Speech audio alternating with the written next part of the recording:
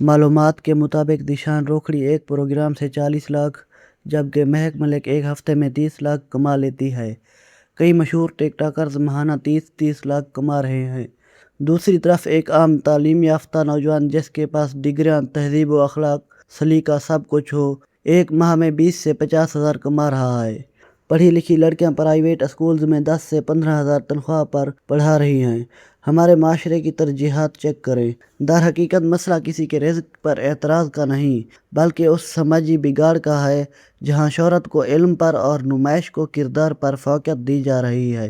जब मुआशरा तालियों की गूंज को किताब की खामोशी से ज़्यादा इज़्ज़त देने लगे तो नौजवान नस्ल कुदरती तौर पर उसी रास्ते का इंतखाब करती है जहां मेहनत कम और सिला ज़्यादा नज़र आए। अगर हम चाहते हैं कि हमारे नौजवान डिग्रियां हाथ में लिए दर बदर ना फिरें तो हमें अपनी तरजीहात दुरुस्त करना होंगी। एक कौम के तौर पर हमें ये समझना होगा कि तफरीह दिल बहलाने के लिए तो ठीक है, लेकिन तहज़ीब, इल्म, अखलाक और उस्ताद की तकरीम से ही परवान चढ़ती हैं। अगर वीडियो पसंद आई हो तो इसे लाइक शेयर करें और चैनल को लाजमी सब्सक्राइब कर दें। शुक्रिया।